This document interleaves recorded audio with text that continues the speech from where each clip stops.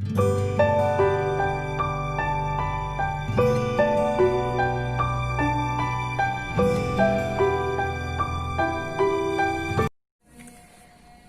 students, how are you?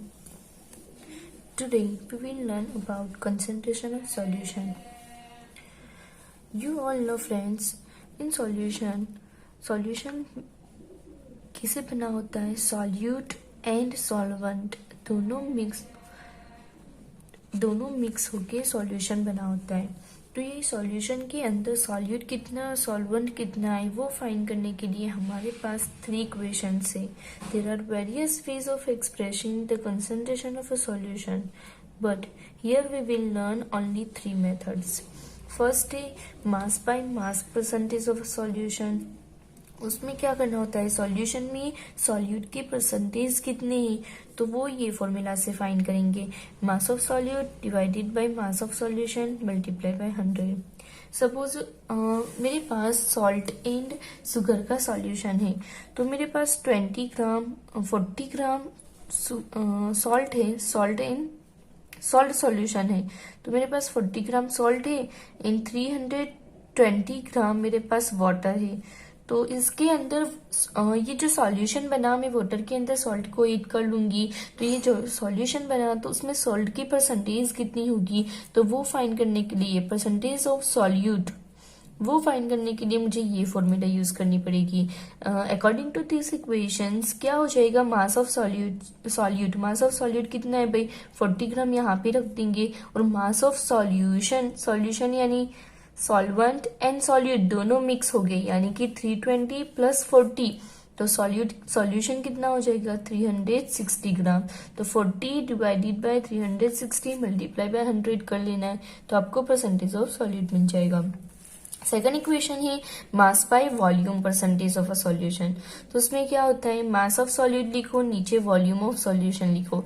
कभी कभी यहाँ पे सॉल्यूशन की जगह पे सॉल्वेंट भी लिखा होता है तो चलता है, यहाँ पे नहीं चलेगा, क्योंकि अगर आप वाटर के अंदर सॉल्ट को डालोगे तो उसका मास थोड़ा कुछ चेंज हो सकता है, लेकिन वॉल्यूम एज इट इज रहेगा। ये कंटेनर ले लिया आपने, कंटेनर के अंदर 1 लीटर वाटर लिया हुआ है आपने, 1 लीटर वाटर, अगर आप इसके अंदर सॉल्ट डाल दो तो सॉल्ट जो है वो वाटर के जो मॉलिक्यूल्स के बिटवीन में स्पेस होगी वहां पे जमा हो जाएंगे, वहां पे बैठ जाएंगे, इसकी वजह से उसका वॉल्यूम बढ़ेगा नहीं। ये 1 लीटर वाटर है तो 1 लीटर ही रहेगा। थर्ड नंबर है volume by volume percentage of a solution. तो वॉल्यूम बाय वॉल्यूम में क्या आएगा थर्ड नंबर के अंदर, तो ऊपर आप लिखोगे volume of solute divided by volume of solution या तो सॉल्वेंट और मल्टीप्लाई बाय 100। थर्ड नंबर में ये इक्वेशन याद रखना। उसके बाद फ्रेंड्स मैं आपको बता दूं कि जो सेपरेशन की प्रोसेस है, मतलब separating the components of a mixtures, तो we have learned that most of the natural substances are not chemically pure. Different method of separations are used to get individual components from a mixture। Mixer के अंदर बहुत सारे components mix होते हैं, तो अगर उसको हमें सेपरेट करना है तो हम कर सकते हैं उसको सेपरेट, इंडिविजुअली कंपोनेंट्स को हम निकाल सकते हैं बाहर। और ये सेपरेशन क्यों जरूरी है, सेपरेशन की वजह से separation makes it possible to study and use the individual components of a mixer। अगर हम उसको सेपरेट करेंगे तो जो इंडिविजुअल कंपोनेंट्स होगा उसके बारे में हम जान सकते हैं, उसके स्टडी कर सकते हैं। फ्रेंड्स डेली रूटीन के अंदर आप देखते हो कि फिजिकली मेथड से बहुत सारे कॉन्स्टिट्यूएंट्स रिसीव कर सकते हैं, जैसे कि फिल्ट्रेशन ले लो, सिविंग ले लो, हैंड पिकिंग ले लो, ऐसे कई सारे मेथड ही उसकी ऐसी टेक्निक, ऐसी मेथड से हम हेट्रोजीनियस जो मिक्सर्स होते हैं उसके अंदर से कंपोनेंट्स बाहर निकाल सकते हैं। But sometimes special techniques have to be used for the separation of the components of a mixer. तो ये स्पेशल टेक्निक्स क्या है वो हम देखेंगे। तो फर्स्ट प्रोसेस है हमारा फिल्ट्रेशंस। तो फिल्ट्रेशन की जो हेल्प है, फिल्ट्रेशन की मदद लेके हम किसी कंपोनेंट को हम बाहर निकाल सकते हैं। तो बेसिकली उसकी फिजिकल प्रॉपर्टी, जो कंपोनेंट मिक्स हुई है उसकी physical property small and large होनी चाहिए। मतलब जो कंपोनेंट्स है उसमें थोड़े छोटे होने चाहिए या तो थोड़े बड़े होने चाहिए उससे। सपोज आपका सैंड एंड वाटर मिक्स हो गया है, तो उसको आप फिल्ट्रेशन से बाहर निकाल सकते हो। सिंपल जो गरनी वगैरह आती है उसके अंदर से आप फिल्टर करोगी तो वाटर के पार्टिकल्स नीचे चले जाएंगे और जो फिल्टर पेपर है आपका वहां पे सैंड रह जाएगा। एक सिंपल एग्जांपल दूं, आप चाय कैसे गाड़ते हो, कैसे बाहर निकालते हो चाय पत्ती चाय के अंदर से, बस वही आपकी फिल्ट्रेशन प्रोसेस हो गई। उसके बाद सेकंड है आपकी मैग्नेटिक सेपरेशंस। तो मैग्नेटिक सेपरेशन तो बिल्कुल इजी है। तो to separate magnetic particles from non magnetic particles, तो इसमें फिजिकली डिफरेंस क्या आएगा कि जो मिक्सचर होगा उसमें से कई सारे पार्टिकल्स ऐसे होंगे जो मैग्नेट को अट्रैक्ट करेंगे और कई सारे पार्टिकल्स ऐसे होंगे जो नॉन मैग्नेटिक होंगे जो मैग्नेट को अट्रैक्ट नहीं करेंगे।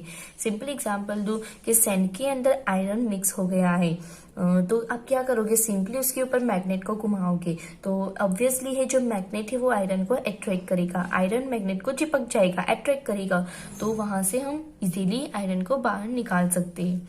तो बड़े बड़े जो गार्बेज होते हैं वहां भी ऐसा ही होता है, जो मेटालिक सब्सटेंस होती है उसको बाहर निकालने के लिए यही प्रोसेस का यूज किया जाता है, यही प्रोसेस का यूज करते हैं। थर्ड नंबर है सब्लिमेशंस। तो सब्लिमेशन क्या है, तो मैंने आपको फर्स्ट चैप्टर में समझाया था। सब्लिमेशन क्या है, ऐसी सब्सटेंस होते हैं जिसको हम हीट देते हैं तो वो डायरेक्टली सॉलिड में से गैस में कन्वर्ट हो जाते हैं। तो ये कब यूज किया जाता है, this process of separating can be used to separate supplementary particles from non supplementary particles. इसे दो पार्टिकल्स मिक्स हो गए जिसमें से एक की प्रॉपर्टी है सप्लीमेंट्री और दूसरे की है नॉन सप्लीमेंट्री। सपोज एग्जाम्पल ले लूँ मैं यहाँ पे, एमोनियम क्लोराइड एंड सॉल्ट ये दोनों मिक्स हो गए हैं। तो अगर हम थोड़ी सी हीट देते हैं एमोनियम क्लोराइड को तो वो सॉलिड में से डायरेक्टली गैस में कन्वर्ट हो जाएंगे। तो यहाँ पे हमारे पास एमोनियम क्लोराइड एंड जो सॉल्ट है दोनों मिक्स हो गए हैं। अगर हमें उसको रिमूव करना है, दोनों को सेपरेट करना है, तो क्या करेंगे, यहाँ से हम हीट सप्लाई करेंगे, हीट देंगे, तो उसकी वजह से एमोनियम जो क्लोराइड होगा वो सॉलिड है तो सॉलिड में से वो गैस में कन्वर्ट हो जाएगा, सॉल्ट नहीं होगा, सॉल्ट यहाँ पे ही रहेगा और ये गैस में कन्वर्ट होके यहाँ पे चिपक जाएगा। ये जो कॉटन लगा होता है ऊपर तो उसके आसपास चिपक जाएगा, बाद में हम उसको अलग कर लेंगे। फोर्थ नंबर की प्रोसेस है सेपरेटिंग फनल। तो सेपरेटिंग फनल क्या है, तो to separate two immiscible liquids, difference in physically property, different density होगी। इमिसिबल लिक्विड का मतलब इसे दो लिक्विड मिक्स हो गए हैं लेकिन उनकी डेंसिटी कैसी है, अलग अलग है, डिफरेंट है, किसी की हाई है और किसी की लो है। Suppose kerosene and water mix हो गया है या ऑयल एंड वाटर मिक्स हो गया है, तो उस टाइम पे क्या करोगे आप, सेपरेटिंग फनल्स के अंदर ऐसी एक फनल होगी जिसके अंदर क्या होगा कि जिसकी डेंसिटी ज्यादा है, थोड़ी देर अगर ये यहाँ पे वाटर एंड केरोसिन मिक्स हो गई या ऑयल एंड वाटर मिक्स हो गया तो उसको हम थोड़ी देर स्टेबल रहने देंगे। उसके बाद जिसकी डेंसिटी ज्यादा होगी वो नीचे जमा हो जाएगा और जिसकी डेंसिटी कम होगी वो ऊपर फ्लोट करेगा। उसके बाद क्या करना है, नीचे जो स्टॉप कॉक है उसको अगर हम ओपन कर लेंगे, खोल देंगे, तो यहाँ से जो वाटर है सारा बाहर, एक अलग यहाँ से एक वेसल रखा होगा वहां पे हम ले लेंगे वाटर की लेवल हम देख सकते हैं। यहाँ पे वाटर जैसे ही नीचे आ जाएगा सारा, बाद में हम स्टॉप कॉक को बंद कर लेंगे और यहाँ पे जो फनल होगी, फनल में अकेला केरोसिन या तो केरोसिन ऑयल बाकी रहेगा। आप समझ सकते हो। उसके बाद नेक्स्ट है हमारा इवापोरेशंस। तो ये भी आप पढ़ के आए हो चैप्टर नंबर 1 के अंदर। इवापोरेशन बिल्कुल इजी है for separating a mixture of a non volatile and a volatile substance. We find that ink is a mixture of a dye in water, thus we can separate the volatile components from its non-volatile solute by this method. तो अगर आप सी water के अंदर को सी water में से salt चाहिए आपको, तो सिंपली आप इवोपरेशन मेथड से निकाल सकते हो। वाटर आप ऐसे ही रख दोगे सी वाटर को, तो वाटर इवोपरेट हो जाएगा और वेसल के अंदर आपका सॉल्ट बाकी रहेगा। उसके बाद क्रिस्टलाइन जो प्रोसेस है वो बिल्कुल इवेपोरेशन प्रोसेस जैसे ही है, लेकिन यहाँ पे आपको जो सॉल्यूट मिलेगा वो क्रिस्टल ही मिलेगा आपको। उसका जो एज इट इज मीन्स जो इम्प्योर सैंपल है उनमें से हमें प्योर सॉलिड सब्सटेंस मिलेगा. It is a process of cooling a hot concentrated solution of a substance to obtain crystals is called a crystallization. हमें जो सब्सटेंस है उसका क्रिस्टल मिलेगा. The process of crystallization is used for obtaining a pure solid substance from impure sample. Obtaining salt from sea water. यहाँ पे सी water में से जो सॉल्ट मिलेगा वो हमें प्योर मिलेगा, यानी कि क्रिस्टलाइन मिलेगा. जो क्रिस्टल आप बोलते हो, आप देख सकते हो आपके घर के अंदर जो सॉल्ट होता है वो क्रिस्टलाइन होता है. तो ऐसा सॉल्ट हमें क्रिस्टलाइजेशन प्रोसेस से मिलेगा. उसके बाद डिस्टिलेशन प्रोसेस के बारे में हम पढ़ते हैं. डिस्टिलेशन क्या है? Distillation is a process of separating two और मोर. यहाँ पे क्या आ रहा है फ्रेंड्स? मिसिबल. आपने जो फनल देखी सेपरेशन ऑफ इमिसिबल लिक्विड, वो फनल से आपने किया था इमिसिबल लिक्विड का सेपरेशन. यहाँ पे डिस्टिलेशन प्रोसेस है. डिस्टिलेशन प्रोसेस के अंदर दो मिसिबल लिक्विड मिक्स हो गए हैं.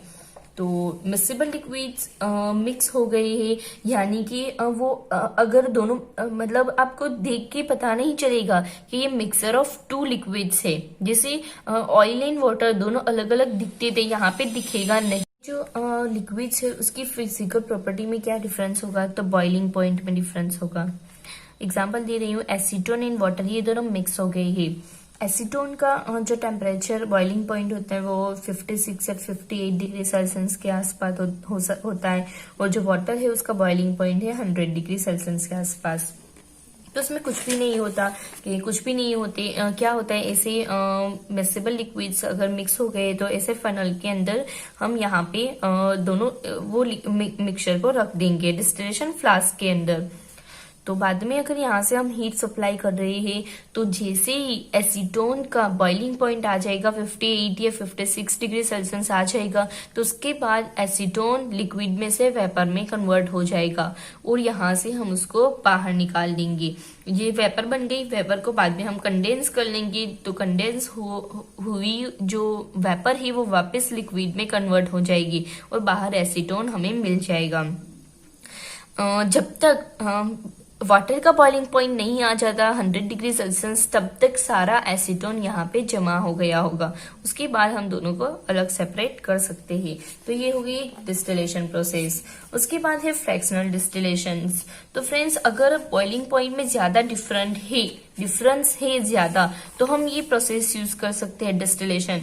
लेकिन अगर boiling point less than 25 kelvin है, बॉइलिंग पॉइंट में ज्यादा डिफरेंस नहीं है, जैसे कि एसीटोन एंड इथेनॉल. एसीटोन का बॉइलिंग पॉइंट है 58 डिग्री सेल्सियस और इथेनॉल या अल्कोहल उसका जो बॉइलिंग पॉइंट है वो 78 डिग्री सेल्सियस. तो अगर हम इसको हीट देंगे उसका बॉइलिंग पॉइंट आ जाएगा तो ये भी गर्म होना हीट होना स्टार्ट हो जाएगा, तो इसका भी वेपर में कन्वर्ट हो जाएगा. तो हम दोनों को अलग अलग कैसे करेंगे? तो उसके लिए हम फ्रैक्शनल डिस्टिलेशन प्रोसेस यूज करेंगे.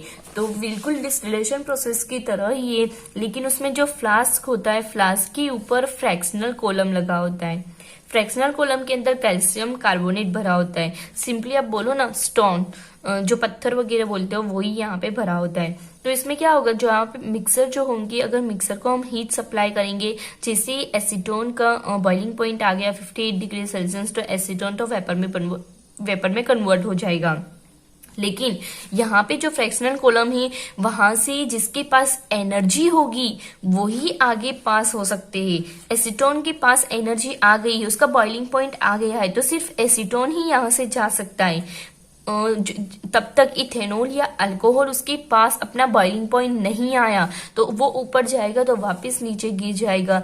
यहाँ से उसको जाने नहीं मिलेगा, उसके पास इतनी एनर्जी नहीं है, अपने बॉइलिंग पॉइंट की जितनी एनर्जी नहीं है, इसलिए वो यहाँ से जा नहीं सकता. तो इसे हम दोनों लिक्विड को अलग अलग कंपोनेंट, प्योर कंपोनेंट के अंदर कन्वर्ट कर सकते हैं. नेक्स्ट है क्रोमेटोग्राफी. तो जो क्रोमेटोग्राफी है, तो क्रोमो का मतलब होगा यहाँ पे कलर, एंड ग्राफी यानी कि जो स्टडी वगैरह हम करते हैं, तो separate solutes that can dissolve in the same solvent. तो कलर कंपोनेंट जब मिक्स हो जाते हैं, जैसे डाई है, फिर डाई वगैरह या ब्लड्स के अंदर ड्रग्स मिक्स हो गया है, तो इसको हम रिमूव कर सकते हैं, बाहर सेपरेट कर सकते हैं. तो उसके अंदर जो फिजिकल प्रॉपर्टी का डिफरेंस होता है वो है सॉल्युबिलिटी. जैसे मैं आपको एग्जांपल दूं कि जो डाई होता है उसके डाई होती है हेयर डाई या कपड़े के अंदर जो आप क्लोथ्स के अंदर यूज करते हो डाई, कुछ कोई भी डाई, तो उसके अंदर क्या होता है, लॉट्स ऑफ कलर मिक्स होते हैं, बहुत सारे कलर का मिक्सचर होता है। तो अगर आपको वो कलर का मिक्सचर को सेपरेट करने है, सारे कलर को मिक्स करने, जो मिक्सिंग ऑफ कलर है उसको सेपरेट करना है, तो उसके लिए क्या करोगे, ये जो ग्लास वगैरह उसके अंदर आप वाटर भर लोगे। बाद में आप एक पेपर ले लो, पेपर के ऊपर एक पॉइंट डाई का रख दो। यहाँ पे डाई का रख दिया आपने पॉइंट, तो जैसे ही ये पेपर ये वाटर को एब्सॉर्ब करेगा, धीरे धीरे ये वाटर ऊपर जाएगा, तो बाद में ये जो डाई है, डाई के अंदर जो सारे कलर है वो वाटर के अंदर सॉल्यूबल हो जाएंगे, मिक्स हो जाएंगे, डिसॉल्व हो जाएंगे। तो जिसकी सॉल्युबिलिटी ज्यादा होगी वो फटाफट ऊपर चला जाएगा, जिसकी सॉल्युबिलिटी कम होगी वो नीचे रहेगा। तो ऐसे हम अलग अलग कलर के पार्ट्स को सेपरेट कर सकते हैं बाय क्रोमेटोग्राफी। उसके बाद मैं आपको बता दूं सेंट्रिफ्यूगेशन के बारे में, तो ये बहुत ही इम्पॉर्टेंट मतलब पॉइंट है, सेंट्रिफ्यूगेशन मेथड है, बहुत जगह पे ये उसकी एप्लीकेशन है सेंट्रिफ्यूगेशन की। तो it is a method for separating the suspended particles of a substance from a liquid in which the mixer is rotated at high speed in a centrifuge difference in physical properties density. यहाँ पे जो liquid होंगे उसमें थोड़े suspended particles mix होंगे। तो जैसे कि हमारे ब्लड के अंदर आरबीसी होते, प्लेटलेट्स होते, डब्ल्यूबीसी होते, तो उन सबको रिमूव करना है, हमें सेपरेट करना है, तो बाय सेंट्रिफ्यूगेशन मेथड से हम यूज करेंगे। उनमें जो सारे पार्टिकल्स मिक्स होंगे उसकी डेंसिटी डिफरेंट होगी। तो सिंपली जो टेस्ट ट्यूब आती है, लैब वगैरह में क्या करते हैं, टेस्ट ट्यूब के अंदर ब्लड को रख देंगे, उसके बाद टेस्ट ट्यूब को रोटेट करेंगे, बहुत ही हाई स्पीड से रोटेट करेंगे, तो वहां पे जिसकी डेंसिटी ज्यादा होगी वो टेस्ट ट्यूब के नीचे के पार्ट में आ जाएंगे, जिसकी डेंसिटी कम है वो ऊपर रहेंगे। तो वैसे सारे कंपोनेंट्स को हम सेपरेट कर सकते हैं। सेंट्रिफ्यूगेशन सिर्फ वहां पे काम नहीं आएगा, उसके बाद जैसे मतलब ब्लड का एग्जांपल दे दिया मैंने, used in diagnostic laboratories for blood, साथ में यूरिन टेस्ट के लिए भी। उसके बाद used in the dairies in home to separate butter from milk, used in the washing machines to squeeze out from water from wet clothes. वो सारी जगह पे हम सेंट्रिफ्यूगेशन प्रोसेस का यूज कर सकते हैं। तो होप सो स्टूडेंट्स आपको ये सारी जो प्रोसेस है सेपरेटिंग की वो समझ में आ गई होगी। उसके बाद मैं आपको सिंपल समझा दूं, ये इतना काम का नहीं है, पर आपकी टेक्स्ट बुक के अंदर गिवन है तो मैं आपको समझा देती हूँ कि separation of components of air. तो एयर क्या है फ्रेंड्स, एयर के अंदर नाइट्रोजन मिक्स होता है, ऑक्सीजन मिक्स होती है, आर्गोन मिक्स है, साथ में कार्बन डाइऑक्साइड मिक्स होता है। तो इन सारे कंपोनेंट्स को हमें सेपरेट करना है, तो कैसे करेंगे, सिंपली हम जो एयर है फिल्टर करके यहाँ से पास करेंगे, उसके बाद जो एयर है उसको अंडर प्रेशर डालना है, यानी कंप्रेस करना है, दबाएंगे। तो ऑब्वियसली है उसको दबाएंगे तो वो थोड़ी कूल हो जाएगी, जो हॉट एयर है तो वो कन्वर्ट हो जाएगी, यहाँ पे ठंडी हो जाएगी, मतलब फ्रीजिंग कर लेंगे हम उसको, एयर को कोल्ड बना लेंगे। जो हॉट एयर आ रही है कंप्रेस की हमने, मैंने आपको फर्स्ट चैप्टर के अंदर भी समझाया था, जो एलपीजी मैंने लिक्विफाइड पेट्रोलियम गैस समझाया था, वो गैस होता है, उसको हम कंप्रेस करते हैं, प्रेशराइज करते हैं, तो वो लिक्विड में कन्वर्ट हो जाती है। तो यहाँ से जो एयर आएगी वो लिक्विड में कन्वर्ट हो जाएगी, बाद में वही लिक्विड वाली जो एयर है उसको हम कोल्ड कर लेंगे, फ्रीज कर लेंगे कंप्रेस्ड एयर को। तो फ्रीज कर लेंगे तो वो सॉलिड में कन्वर्ट हो जाएगी, सॉलिड यानी कि उनमें से जो कार्बन डाइऑक्साइड है CO2 वो ड्राई आइस में कन्वर्ट हो जाएगा। तो एक कंपोनेंट यहाँ से बाहर निकल गया CO2 सेपरेटर के अंदर से, ड्राई कार्बन डाइऑक्साइड, जिसको हम जो हमारे रेफ्रिजरेटर के अंदर जमा होता है वही। उसके बाद बाकी सारे जो कंपोनेंट्स है उनमें से जो एक्सपांशन जेट है उनमें से फटाफट पास होंगे। तो जो फ्रैक्शनल डिस्टिलेशन कॉलम है वहां से नाइट्रोजन आउट हो जाएगा एंड आर्गोन आउट हो जाएगा, जो लिक्विड एयर आ रही है यहाँ से। तो डिस्टिलेशन जो कॉलम होगी वहां से आर्गोन आउट हो जाएगा एंड नाइट्रोजन आउट हो जाएगा। बाकी रहा ऑक्सीजन, तो ऑक्सीजन फिर हमें लिक्विड जो वाटर मिला है हमें, तो उनमें सिर्फ लिक्विड ऑक्सीजन होगा। उसके बाद हमारे घर के अंदर जो वाटर आता है, जो प्योर वाटर आता है, लेकिन वो डायरेक्टली तो प्योर नहीं होता, रेन आती है, प्रेसिपिटेशन होती है, तो बाद में पूरा जो शहर होता है, सिटी होती है, विलेज होती है, उसका पूरा कचरा साथ में लेके जाते हैं बे रिजर्वर के अंदर, रिवर के अंदर। तो ये सब चीजें कैसे बाहर निकालते हैं, उसके बाद हमारे घर के अंदर वो वाटर कैसे प्योरीफाई होके आता है, तो वो प्रोसेस यहाँ पे लिखी हुई है। तो रिजर्वर के अंदर जो वाटर होगा वो इम्प्योर वाटर होगा। बाद में ये वाटर कहाँ पे आएगा, सेडिमेंटरी टैंक के अंदर। तो सेडिमेंटरी टैंक के अंदर थोड़ी टाइम के लिए उसको एज इट इज रहने देंगे वाटर के अंदर। उसकी वजह से क्या होगा, जो सॉलिड पार्टिकल्स होंगे, बड़े बड़े पार्टिकल्स, रॉक वगैरह है, बड़ी बड़ी चीज होगी, वो नीचे बेड के अंदर सेटल हो जाएगी। उसके बाद उसके बाद जो वाटर होगा उसको हम ला देंगे लोडिंग टैंक के अंदर। लोडिंग टैंक के अंदर वहां पे भी वाटर को हमें रहने देना है बहुत टाइम तक। उसके बाद वहां पे सेडिमेंट क्या हो जाएगी, to sediment the suspended impurities. जो अभी भी जो सस्पेंडेड इम्प्योरिटीज है, हल्की लाइट इम्प्योरिटीज है, वो यहाँ पे नीचे जमा हो जाएगी लोडिंग टैंक के अंदर। उसके बाद जो वाटर होगा उसको हम फिल्टर करेंगे। पूरा फिल्ट्रेशन बेड यहाँ पे बनाया हुआ है फिल्ट्रेशन टैंक के अंदर। नीचे बड़े बड़े पत्थर है, कोर्स ग्रावेल है, बड़े पत्थर होंगे, उससे बड़े बड़े स्टोन होंगे, उससे छोटे स्टोन ग्रावेल कहेंगे। उसके बाद फाइन सैंड होगी और उसके ऊपर वाटर होगा। तो सस्पेंडेड पार्टिकल से भी कम थोड़ी हल्की लाइट जो इम्प्योरिटीज होंगी वो ये फिल्ट्रेशन बेड के अंदर जमा हो जाएगी। उसके बाद जो वाटर है वहां, ये पूरा वाटर प्योर हो गया, लेकिन अभी भी उसमें हम देख नहीं सकते ऐसी इम्प्योरिटीज प्रेजेंट है, जैसे कि जर्म्स वगैरह ऐसे। तो वहां पे हम क्या करेंगे, ऐसे वाटर को प्योरीफाई करने के लिए हम क्लोरिनेशन टैंक के अंदर जो बैक्टीरिया वगैरह होते हैं उसको कील करने के लिए क्लोरिनेशन टैंक के अंदर हम भेजेंगे, और वहां पे क्लोरीन गैस होगा, और उसकी वजह से ये बैक्टीरिया वगैरह, जर्म्स वगैरह मर जाएंगे, किल हो जाएंगे, और बाद में ये जो वाटर है वो पीने लायक हो गया है, ड्रिंकिंग वाटर हो गया है, और वो हमारे घर के अंदर आ जाएगा। होप सो स्टूडेंट्स, आपको ये पूरा चैप्टर समझ में आ गया होगा। Thank you for watching, see you in next video, bye.